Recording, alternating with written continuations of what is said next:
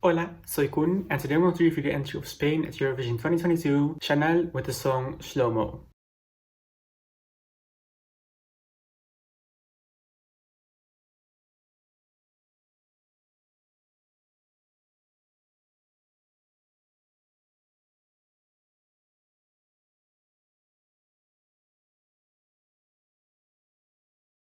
Spain selected their entry this year with the new national final Benidorm Fest, where 13 songs competed to represent Spain this year. 13 because Dunaki withdrew because she wasn't allowed to use autotune in the national final. This national final was received really well because it had a lot of good entries that were really well received. The biggest favorites were Ay Mama by Rigoberta Bandini and Terra by Tanjugueiras. And later, after the live shows, Chanel with Slow Mo also was one of the favorites to win, and she also won in the end. I am so happy with this whole Spanish selection procedure because Spain really stepped up their game with this national final. This national final was so good, and I'm really happy that we've got a new national final to really look forward to every Eurovision season, because I feel like Benidorm Fest will stay for a while after how well it's received, and I'm really happy about that. You know what I think is pretty funny? The national final up until the live shows basically went like this. It went between Ay Mama and Terra is what I feel like, and it kind of felt like Ay Mama is a beautiful song celebrating the bodies of women. I mean, no sé por qué dan tanto miedo nuestras tetas, sin ellas no habría humanidad ni habría belleza. And then on the other hand, there was no, Terra should represent Spain. It shows so many minority languages, Galician, Basque, Catalan, Asturian,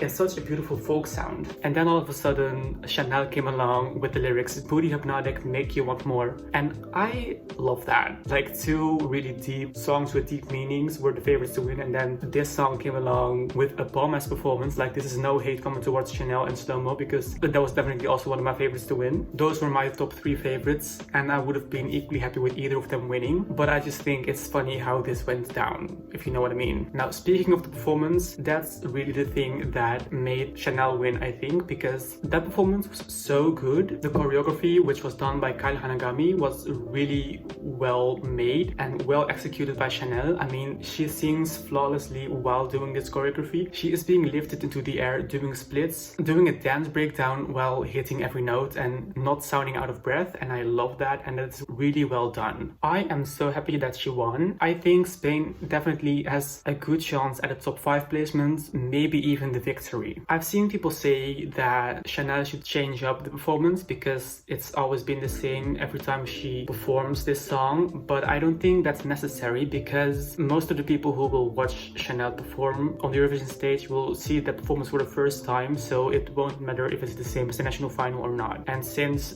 the national final choreography is such a big hit and many people are already recreating it, I think there's no problem in keeping it this way. You know, one thing that does bother me though is that there is no studio version of the version of Slow Mo we hear during the live performance, because that has a dance break instrumental part in it, and I want to hear that. I want to have that on Spotify, but it's not on Spotify. Please, Chanel, please release that. Thank you. Gracias. I kind of feel like Spain realized after last year, after that horrible result, that they really had to change something, and they did that. And I'm really happy that they did, because with how it looks right now, Spain will score well on Eurovision this year, and I'm happy with that, and I think Chanel deserves that. So to conclude, I really like Spain's entry this year. I'm really happy that Chanel is representing Spain at Eurovision this year with Slow Mo. I really like the performance. I also really want to hear the version of the live performance on Spotify. Please make that happen, Chanel. They really showed that they didn't want to have a bad result like they got last year, and I think that will pay off. I mean, at least top 10, top 5 is very possible, top 3 even, and I'd be happy to see Spain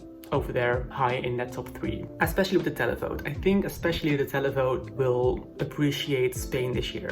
And that's about all for now. What do you think of Spain's entry this year? Let me know in the comment section down below. If you like this video, be sure to give this video a thumbs up. Thank you so much for watching, and hopefully until next time, adios. Ay Mama is a beautiful song celebrating the bodies of women. I mean, no sé por qué dan tanto miedo nuestras tetas, sin ellas no habría humanidad ni habría belleza. Ow.